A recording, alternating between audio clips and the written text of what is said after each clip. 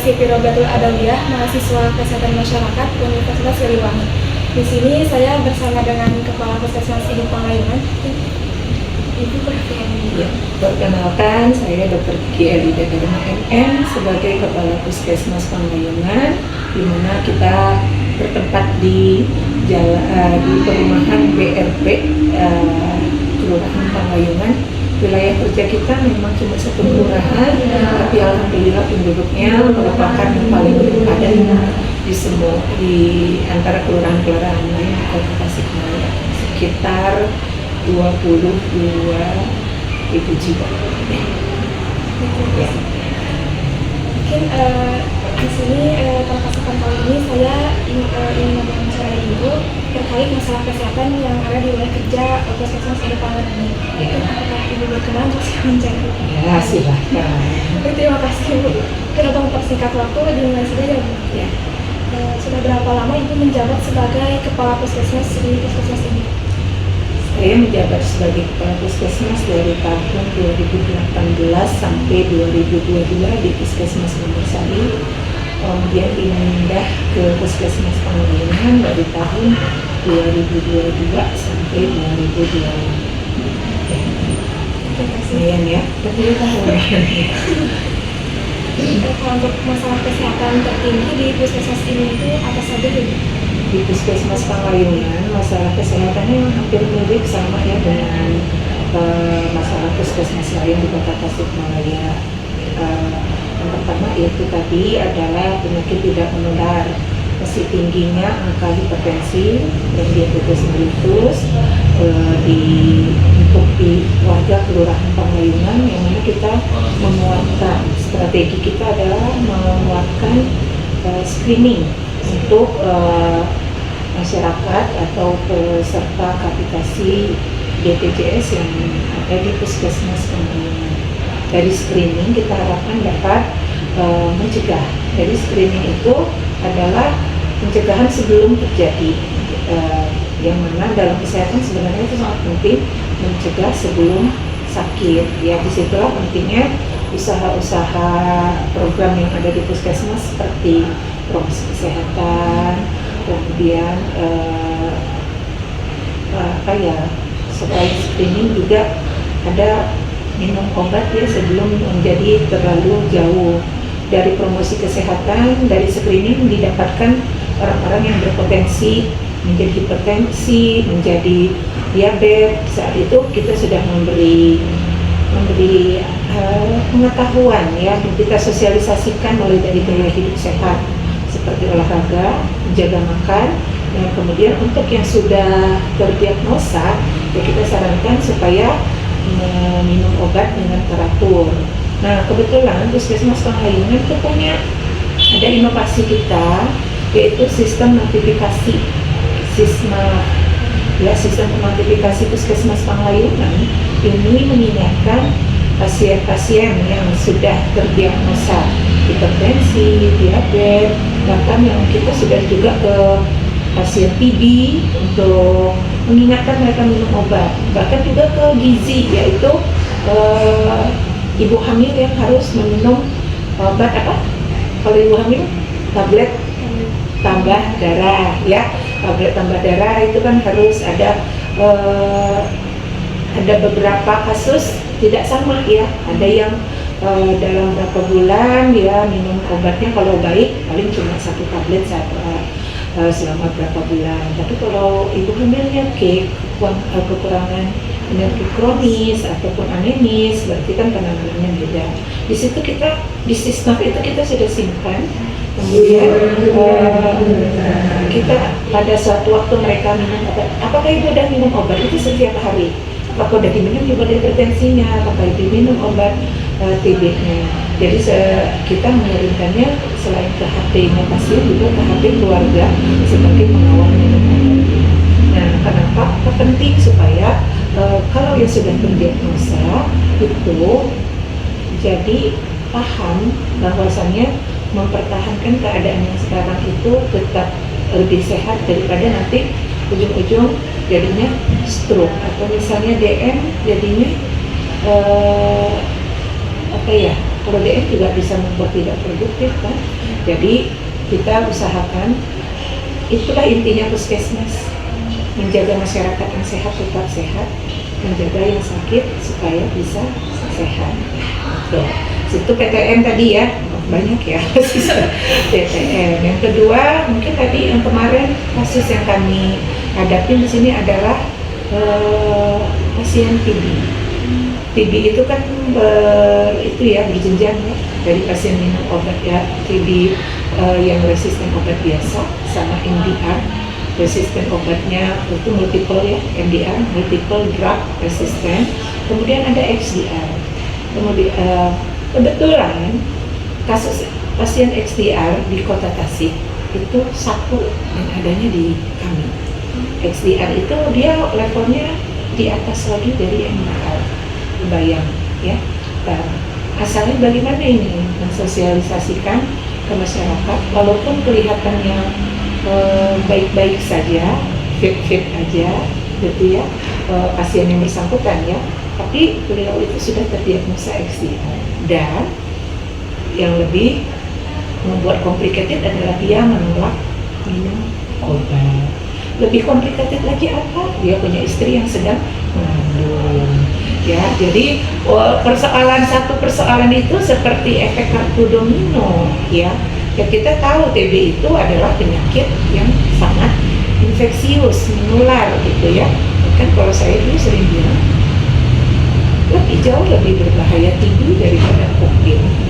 Ya.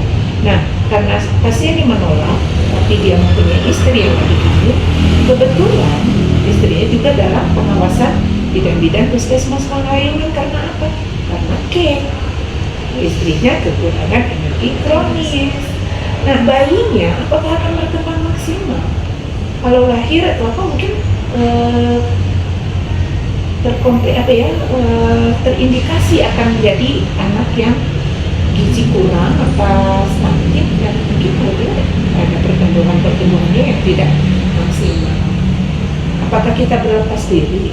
Tidak, kita berkoordinasi dengan lintas sektor, dengan dinas kesehatan kecamatan, dengan kelurahan, dengan kepolisian. Apakah pasien senang? Enggak. Dia merasa dikejar-kejar. Disitulah tantangan untuk puskesmas. Ya, karena tapi saya mau advokasi itu bukan ranahnya puskesmas. Mengadvokasi kesehatan, kalau kita itu mempromosikan, ya, mensosialisasikan. Kalau ada kebijakan-kebijakan dari Pemkot, kita sosialisasikan. Kita juga bilang, kalau saya Bapak minum obat dengan dibiayai negara itu, Bapak sudah ikut mensukseskan. Lalu kalau dari kelurahan, kita akan bantu ketika Bapak menerima efek samping dari obat, kita bantu untuk kebutuhan primer ya, makan lah ya, makanan yang kita biarkan istrinya kelaparan, dan kita tidak biarkan dia juga kelaparan ketika dia tidak bisa bekerja dalam waktu konsumsi obat XDR. Tapi kan pasien tetap menolak, dan daripada nakes jadi dipersekusi, kita membuat ketika menolak, kita memberikan surat yang harus dia tanda tangani bahwasanya Bapak telah melepaskan hak Bapak sebagai warga negara Indonesia yang mendapatkan pengobatan TB XDR sampai tuntas. Ketika Bapak tidak ini, berarti Bapak akan melepaskan hak Bapak. Kemudian kedekatan dengan apa? Dengan budaya persuasifnya adalah untuk sementara demi keamanan keluarga dan teman-teman kerja Bapak diwajibkan pakai masker setiap berinteraksi dengan orang. Sanggup? Ya, kita nggak tahu ya. Kemudian yang kedua, Bapak tidak boleh memakai alat makan bersama, ya, karena ada potensi di situ. Kita datangin mulai sebenarnya nanti itu ujung-ujungnya kembali lagi ke puskesmas. Kenapa tidak bisa membujuk, ya? Nah, karena apa? Karena masih kurangnya kebijakan yang benar-benar mengikat. Jadi pasien masih bilang, emangnya kalau saya nggak minum, saya kena apa? Nggak ada. Misalnya kalau mencuri di penjara, korupsi jelas ya. Nah itu yang nggak ada. Jadi metode-metode untuk ini masih mengandalkan persuasi, dan yang untuk beberapa pasien itu tidak efektif. Ya, jadi kan yang menjadi permasalahan adalah kami dari pihak puskesmas tidak ingin kalau beliau mengeluarkan ke yang lain, karena akan menambah PR lagi buat puskesmas Layungan ataupun puskesmas lain kalau yang dia berurusan dengan teman kerjanya, kan kita nggak tahu dia tinggal di mana, karena itu adalah saling berhubung ya kalau penularan seperti itu. Yang paling menonjol di puskesmas Pangayungan untuk angka kematian ibu dan angka kematian neonatus atau angka kematian balita, alhamdulillah selama 2 tahun berturut-turut 3 tahun itu untuk kematian ibu nggak ada. Kalau untuk kematian neonatus memang ada, tapi itu benar-benar murni komplikasi jantung atau apa, bukan karena penanganan yang salah dari atau prosedur kurang terlambat dirujuk atau apa seperti itu. Mungkin Ibu, apakah ada program-program yang lain selain Ya, nah kalau berkenan Google ya alhamdulillah salah satu reputasi puskesmas Panglayungan ini adalah puskesmas paling inovatif ya. Nah, inovatif kita itu banyak mempunyai banyak inovasi-inovasi yang sudah diakui di level kompetisi baik kota maupun nasional ya. Nah tadi sistem notifikasi itu adalah inovasi kami. Itu inovasi kita di bidang PTM, penyakit tidak menular, untuk meningkatkan menjaga yang sehat tetap sehat tadi, kemudian untuk minum obat secara teratur, kemudian ada juga program Prolanis. Prolanis itu memang program BPJS. Nah kita kolaborasikan dengan Sisnaf tadi. Jadi kita bentuk WA group ya. Jadi dengan program lansia. Jadi ada 3 yang termasuk di sini. Nah, ini masuk lagi yang KIA dengan gizi dalam sini. Dari satu sistem motivasi yang tadinya untuk mengingatkan supaya rutin minum obat, TB juga ya. Jadi ya berarti tadi ada hipertensi, PTM, ada TB minum obat, ada gizi untuk minum tablet tambah darah, ada juga untuk ibu hamil supaya rutin kontrol. Kemudian satu lagi tadi apa ya? Lansia. Nah, lansia ini yang kita namakan inovasi Sisnaf Pramanis. Sisnaf Pramanis itu lansianya kita buatkan grup lansia yang tipe C. Tipe C itu adalah lansia yang sudah tingkat ketergantungannya berat kepada keluarga, caregiver ya yang menjaga lansia. Karena lansia ada yang sehat, ada tingkat ketergantungan sedang, ada yang berat, ada yang tingkat ketergantungan total, ada 4 macam. Ya, konsen kita adalah yang di berat dan total. Ya, mereka udah nggak bisa apa-apa, kesulitan tidur, melaksanakan aktivitas harian juga harus butuh pertolongan orang lain. Nah, berangkat dari sini, stres nggak keluarga punya yang begitu kalau tidak didampingi. Nah, berangkat dari situ, lansia-lansia ini adalah orang tua kita. Ini bahkan kita udah punya sebelum punyanya Bapak Gubernur, Pak KDM yang akan mendukung. Ini udah kami iniin sebagai bukti nyata dukungan terima kasih kepada orang tua. Kalau baik laki-laki dan perempuan, lansia yang memiliki ketergantungan berat, maka kita dampingi keluarganya supaya tidak terlalu berat, supaya mereka tidak merasa capek sendiri atau apa. Didatangi 10 hari sekali untuk mengecek, mengingatkan minum obat.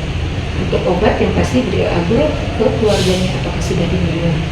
Setelah 10 hari obatnya udah habis, silakan datang ke puskesmas. Di puskesmas diperlakukan selayaknya pasien prioritas. Tidak perlu ngantri, tidak perlu daftar, langsung kontrol, langsung bertemu dengan dokter. Di situ menceritakan bagaimana kemajuan, ada kemajuan nggak atau ada hambatan, itu langsung diterima oleh dokter yang memeriksa. Di situ terdapat inovasi Sisnaf Pramanis. ya itu sudah mencakup banyak. Yang kedua ada Gema Cinta.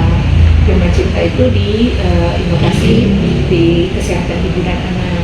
Jadi memberikan makanan tambahan, jadi termasuk tadi istri pasien XDR ke jaring dari situ karena ukuran lengan dengan tangannya kecil, cake segala macam masuklah sebagai masuk kriteria sebagai ibu hamil yang dikasih makanan tambahan. Makanan tambahannya itu yang 4 sehat 5 sempurna. Kadang kita kasih makanan yang berupa nasi kotak, itu kerjasama dengan rumah makan di sekitar Layungan. Kadang yang kedua kita belikan beras, ayam yang masih perlu diolah ya, ayam, tempe, telur dalam bentuk mentah. Nah, itu duitnya dari mana? Itu berkolaborasi dari inovasi kami yang lain, inovasi pentas berseri. Pentas berseri itu itu inovasi dari Teslim. Kita mengumpulkan bahan-bahan yang bisa diolah seperti ini, kan banyak sekali dia sampah plastik segala macam, kita buatkan ke bank sampah menjadi uang. Kemudian itu yang akhirnya kita berikan kepada ibu-ibu hamil yang cake yang ada di wilayah Kelurahan Pangkaliman, yang merupakan wilayah kerja kita. Satu lagi ada kembang ranting. Kembang ranting ini gizi banyak sebenarnya ya, tapi entah aja ya. Tapi mereka salah, karena saya inginnya inovasi itu berguna, jadi saling berkait, bukan hanya untuk satu program, tapi saling berintegrasi dengan program yang lain. Kembang ranting itu adalah membuat taman gizi ya, taman apa kebun gizi, bahkan ada di RW 11 kalau mau dicek. Di situ kami bekerja sama dengan Dinas Pertanian. Pak Menteri itu ada namanya Pak Menteri Yusuf, beliau membantu kami menggerakkan masyarakat supaya memanfaatkan lahan kosong untuk ditanam menjadi tanaman-tanaman sayuran-sayuran yang berguna, yang baik, yang bisa dipanen dalam waktu sebulan. Jadi ketika ada posyandu sebulan sekali itu bisa dikasihkan kepada yang datang ke posyandu, ya siapa aja. Ditambah juga mungkin dikasih juga tahu atau telur, tergantung gimana anggaran. Karena ini nggak memakan anggaran sama sekali. Kita hanya menggerakkan masyarakat dan ya itu tadi dengan inovasi lain saling berkait, saling mendukung, mensupport gitu ya. Jadi kalau ditanya anggaran, ya alhamdulillah nggak ada ya. Jadi kembang ranting ini berangkat dari keinginan program gizi di sini supaya mengenalkan makanan-makanan real food. Jangan sampai ibu-ibu pengetahuannya hanya sekedar nugget enak yang penting anaknya makan. Ya, padahal makanan yang real food itu jauh lebih baik jika diolah dengan benar. Jangan melalui proses panjang. Ya, jadi semakin simpel masuknya tinggal dikukus, ditumis sudah jadi, itu nilai gizinya kan semakin banyak. Ini yang pengen kita sebarkan ke masyarakat, terutama di Kelurahan Pangkaliman. Jadi setelah dipanen itu ada sosis, ada bayam, terus setelah dipanen datang untuk besoknya posyandu menerima itu minimal ada bayam nih, kalau dibeli di tukang sayur mungkin 3.000, atau selada yang bisa ini. Luar biasa, alhamdulillah, merupakan kebanggaan saya sebagai kepala puskesmas, karena teman-teman di puskesmas Pangkaliman yang luar biasa ya, teman-teman itu inovatif dan mau berpikir out of box ya. Itu program-program kami yang di luar program-program wajib dari pemerintah. Mungkin Ibu apakah ada kendala-kendala dalam program-program tersebut? Kendala pasti ya, anggaran.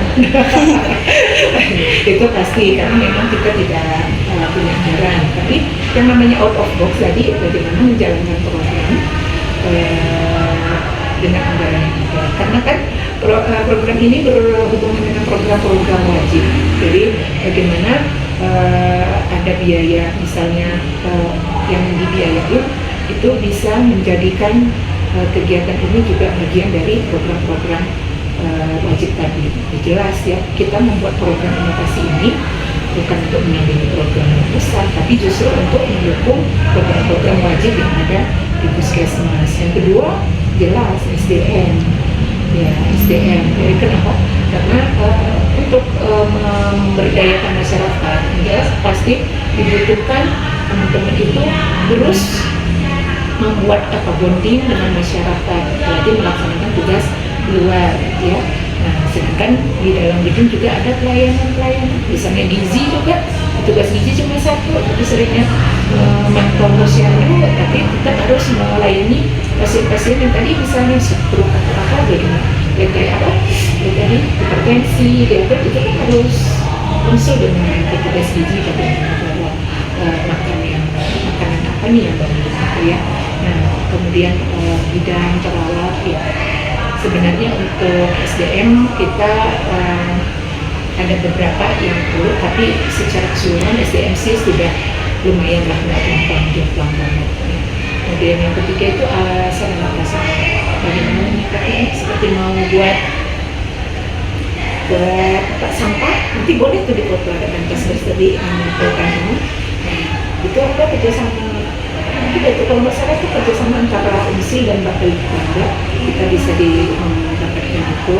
Ada ini yang kalau yang di sini murni dibuat sendiri dengan memanfaatkan bahan-bahan bekas, ya, kapan, pala segala macam yang bekas dibuat tempat sampah yang bisa dimasukkan untuk buat sampah yang organik, ya. Kemudian kayak gizi kemarin dalam kembang ranting yang membuat tanaman itu ujung-ujungnya kan kita berharap nanti ini baru satu RW, tapi diharap nanti bisa diadop dengan RW lain dengan memanfaatkan lahan kosong, lahan terlantar. Itu bagaimana? Kan butuh bibit, kan butuh pupuk juga macam. Ya itu tentunya bekerjasama berkolaborasi dengan dinas pertanian. Walaupun bukan KWKT, bukan kelompok wanita tani, tapi insya Allah justru kita dirikan dulu ini, baru nanti kita daftarkan ke KWKT. Lebih baik bergerak dulu baru didaftarkan daripada kucing ya dibentuk terus cicing ya. Nah, seperti itu. Itu tiga aja ya. Bagaimana harapan Ibu ke depannya terkait permasalahan ini?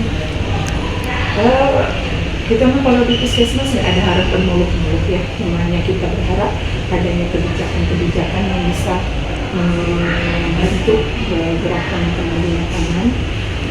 Karena terus terang ketika dalam membujuk pasien, misalnya pasien yang nggak mau dirujuk, padahal harusnya langsung ke rumah sakit, ya. Ini kasus-kasus yang misalnya ibu hamil itu, ya, kemudian yang SDA nggak bisa. Terkadang petugas-petugas di puskesmas itu menghadapi persekusi itu bisa apa itu dengan kalimat kasar, diintimidasi oleh masyarakat. Saya nggak mau, ini istri saya, apa yang urusan saya, mati atau enggak itu urusan Allah, seperti itu kan kita karena kita tetap ada tanggung jawab kita. Ketika nanti ada kematian dulu, ya bermasalah adalah bagaimana. Jadi kita berusaha itu membujuk secara persuasif. Ketika tidak menolak, ya kita minta menandatangani surat permintaan menolak. Hanya sampai situ. Jadi kalau mungkin agak nggak nyambung kalau tadi ngomong advokasi itu harus ke levelnya kepala dinas dengan wali kota, ya. Tapi untuk yang sementara di sini karena kita harus ikutin aturan yang ada di puskesmas, bahwasanya puskesmas itu adalah tempat untuk mengkolaborasikan, mempromosikan kesehatan, mengkolaborasikan semua lintas sektor. Makanya kita bawa juga dari Babinsa, dari Kapitmas, unsur TNI, unsur polisi, unsur LPM, ya. Kita maksimalkan semua sumber daya yang ada di masyarakat supaya wilayah kelurahan Panulungan tetap terlaksana pembangunan kesehatan. Oke. Mungkin sekian untuk wawancaranya. Saya mohon maaf dan juga terima kasih banyak. Sama-sama.